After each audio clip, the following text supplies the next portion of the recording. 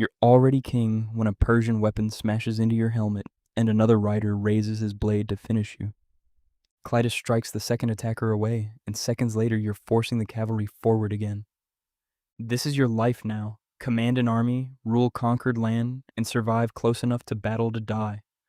Before sunrise, guards, servants, and officers are already moving through the Macedonian camp around your tent.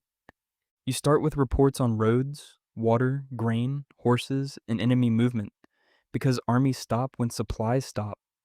Messengers arrive from governors and allied cities, turning breakfast into another round of political decisions. Senior commanders gather over maps while you decide where thousands of soldiers march next. Then tents come down, baggage is loaded, and pack animals are driven onto the road. You ride beside companion cavalry, phalangites, engineers, and a baggage train stretching across the landscape. Speed is a weapon, but every forced march leaves men exhausted and horses harder to replace. At rivers and passes, you dismount and inspect the ground before committing the army. Scouts return, engineers study obstacles, and officers argue over the safest route. Then enemy troops appear, and an ordinary march becomes preparation for battle. You sacrifice to the gods, brief commanders, and place each unit where it matters most.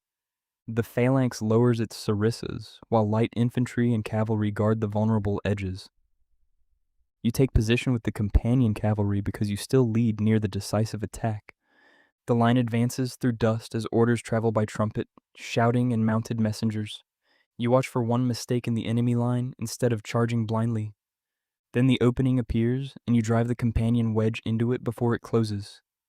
Victory still means prisoners, missing men, damaged equipment, and wounded soldiers. Physicians treat injuries, while officers count losses, and units search for men who never returned.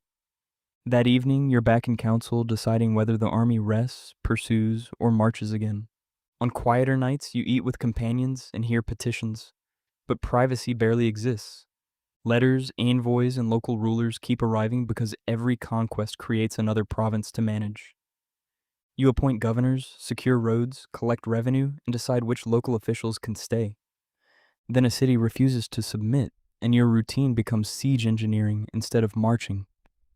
At Tyre, crews haul stone and timber into the sea, while protected workers extend a causeway. Siege towers and artillery move closer, and you keep inspecting the works as resistance drags on. 7 months later, the city falls, but the army soon starts moving again. In Egypt, you receive priests and officials and order a new city founded in your name.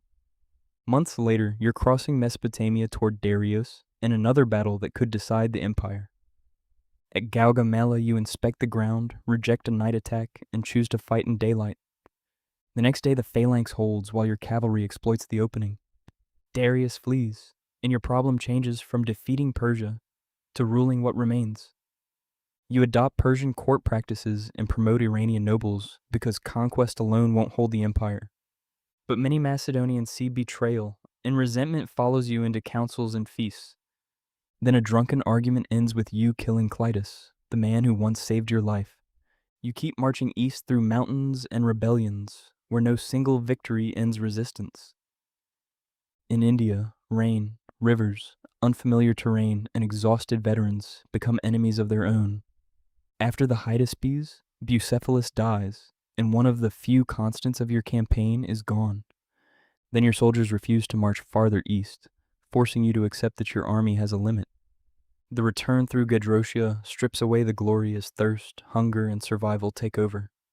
Back in the empire, you reorganize troops, settle veterans, and try to combine Macedonian and Persian elites.